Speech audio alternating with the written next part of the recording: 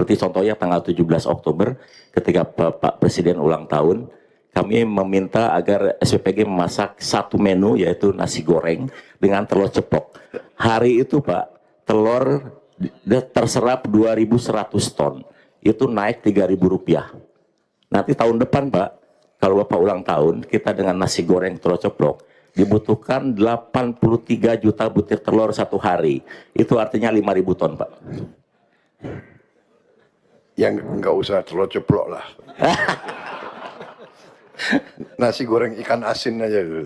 Kemungkinan bisa dimonetize oleh dunia internasional terkait program di Badan Gizi Nasional karena lokalitinya tersebut. Terima kasih Presiden. Itu Terima kasih Pak Seskap. Yang terhormat Pak Presiden, yang terhormat Bapak Wakil Presiden, Bapak Ibu sekalian Kabinet Merah Putih, izin saya menyampaikan sampai hari ini sudah ada 17.555 satuan pelayanan pemenuhan gizi yang sudah melayani 50.390.880 di 38 provinsi, di 509 kabupaten, dan di 7.022 kecamatan. Dengan sebaran SPPG terbanyak ada di Jawa Barat, itu mencapai 3.996, diikuti oleh Jawa Tengah dan Jawa Timur. Tetapi kalau lihat persentase dari kuota SPPG, DI Yogyakarta ini sudah mencapai 87%, diikuti dengan Jawa Tengah 83% dan Lampung 81%. Jawa Barat sendiri meskipun tertinggi baru mencapai 80%, secara nasional SPPG yang sudah terbentuk 59%.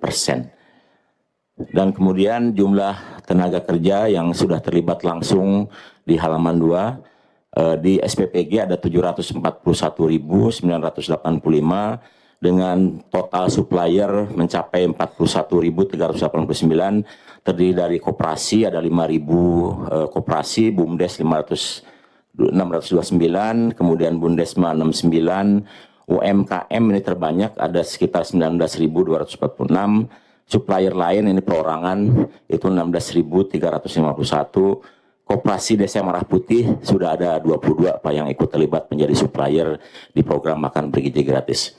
Kemudian selain kita membangun SPPG di daerah aglomerasi, kita juga membangun SPPG di daerah terpencil di halaman 4.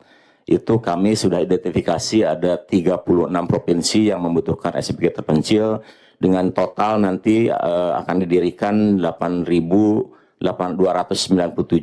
untuk melayani penduduk di daerah terpencil kurang lebih 2,4 juta.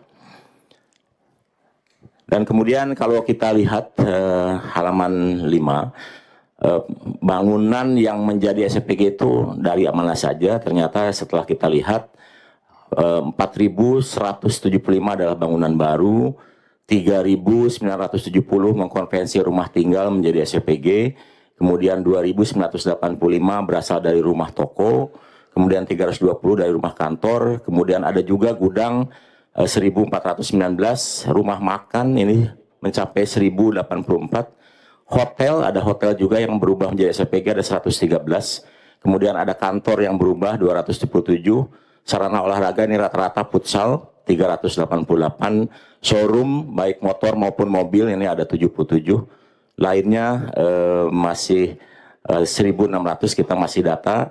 Dan terkait dengan serapan anggaran sampai siang ini kita sudah menyerap 58 triliun atau mencapai 81%, dan alhamdulillah surat dari Kementerian Keuangan sudah keluar untuk optimalisasi karena ada pagu anggaran yang harus kita alihkan terkait dengan tidak mungkin terserap kalau kita tidak alihkan. Terima kasih untuk Menteri Keuangan.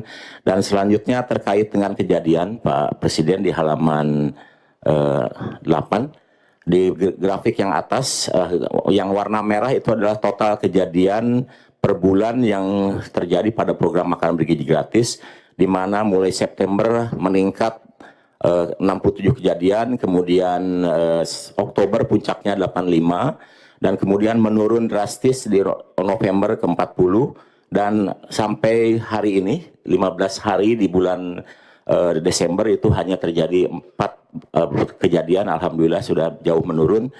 Dan kita usahakan agar tahun depan tidak ada lagi kejadian karena BGN sekarang telah melakukan sertifikasi keamanan pangan sebanyak 3.000 SPPG bekerjasama dengan ID Survey, dan nanti hasilnya kita akan menghasilkan SPPG yang unggul, sangat baik dan baik. Mudah-mudahan dengan sertifikasi ini tidak ada lagi kejadian yang akan dialami untuk program makanan bergizi tahun 2026. Dan kemudian terkait dengan tanggap bencana di halaman 9, alhamdulillah di Provinsi Aceh ada 109 SPPG, di Provinsi Sumatera Utara ada 148 SPPG, di Provinsi Sumatera Barat ada 66 SPPG, total 323 SPPG yang dikonversi dari melayani penerima manfaat anak sekolah, ibu hamil menyusui karena terdampak, kemudian melayani pengungsi. Jadi totalnya alhamdulillah sampai sekarang sudah ada 323, dan kita pastikan seluruh virtual account di daerah bencana kita pastikan selalu tersedia uangnya agar bisa tetap melayani pengungsi.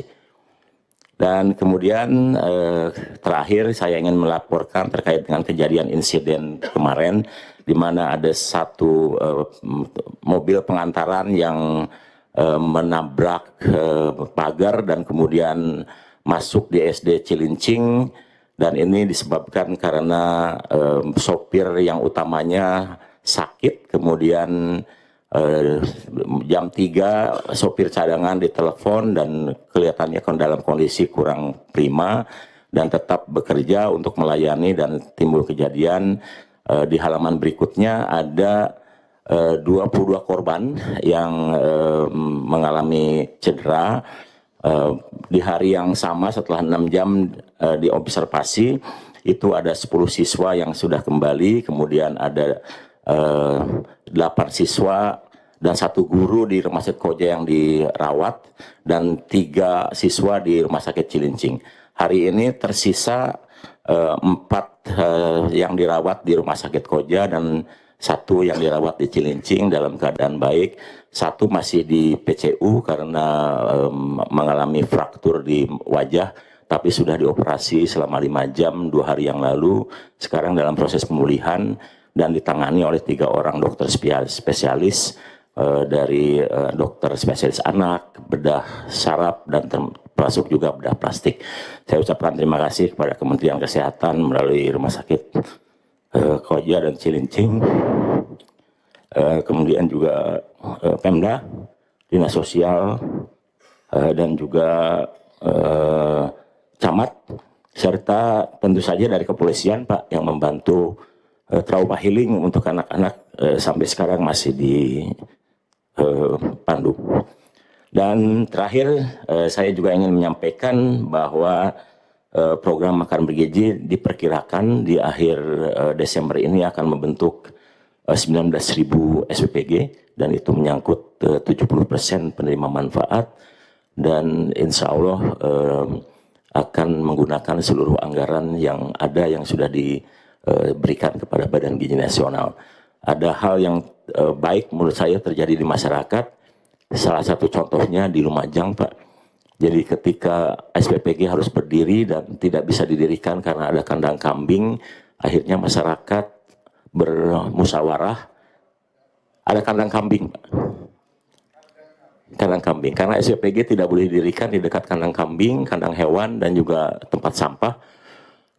Masyarakat kemudian berembuk di daerah sekitar itu dan kemudian bersedia mengeluarkan biaya untuk memindahkan kandang kambing, Pak. Bukan menolak SPPG, karena mereka sudah tahu setiap kali SPPG berdiri maka 50 orang akan bekerja di SPPG, kemudian ada 15 supplier yang bisa memasok bahan baku, dan juga tentu saja petani, peternak, nelayan akan sangat diuntungkan dengan kehadiran SPPG. Dan perlu Pak Presiden dan Bapak Wakil Presiden ketahui, sekarang Badan Gizi bisa menstabilkan harga Pak. Jadi kalau permintaan akan telur sama ayam terlalu tinggi, kami bisa berikan instruksi kepada SPPG agar menggunakan protein lain. Contohnya bulan ini adalah bulan ikan, maka kita anjurkan agar lebih banyak menggunakan ikan.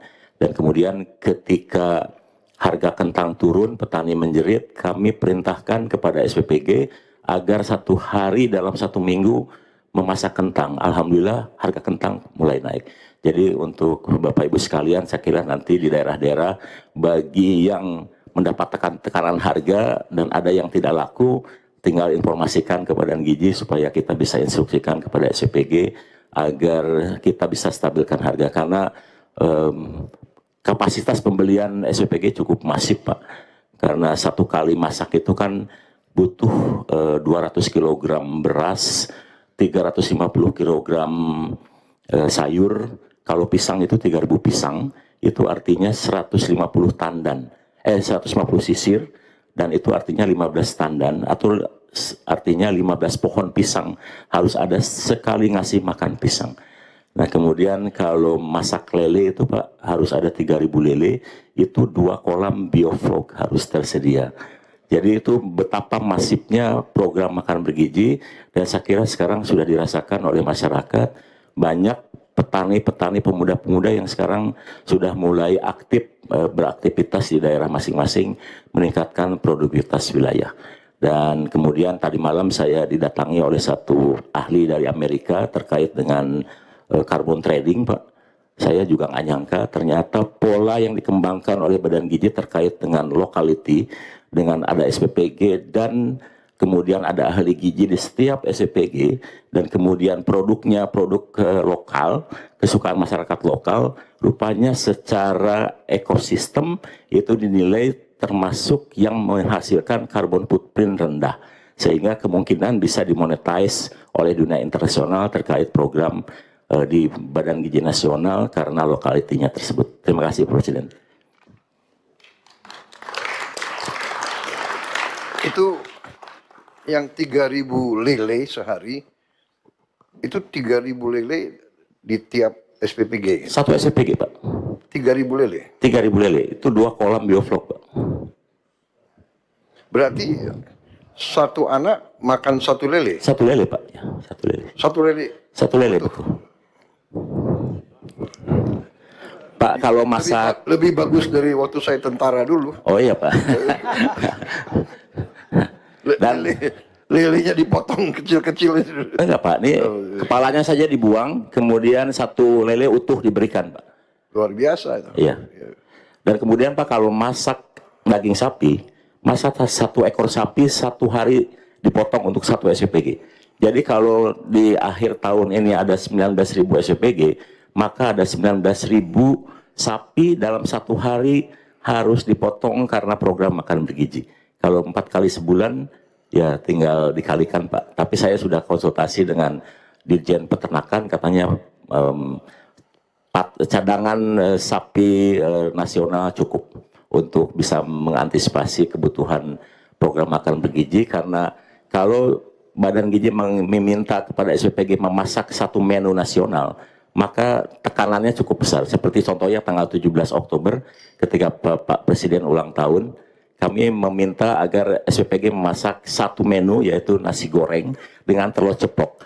Hari itu Pak, telur terserap 2.100 ton, itu naik Rp3.000. Nanti tahun depan Pak, kalau Bapak ulang tahun, kita dengan nasi goreng telur ceplok, dibutuhkan 83 juta butir telur 1 hari. Itu artinya 5.000 ton Pak. Yang nggak usah telur ceplok lah. Nasi goreng ikan asin aja dulu. Ya. Baik, terima kasih BGN. Ada lagi yang mau dilaporkan? Cukup Pak, terima kasih. Terima kasih. Ya.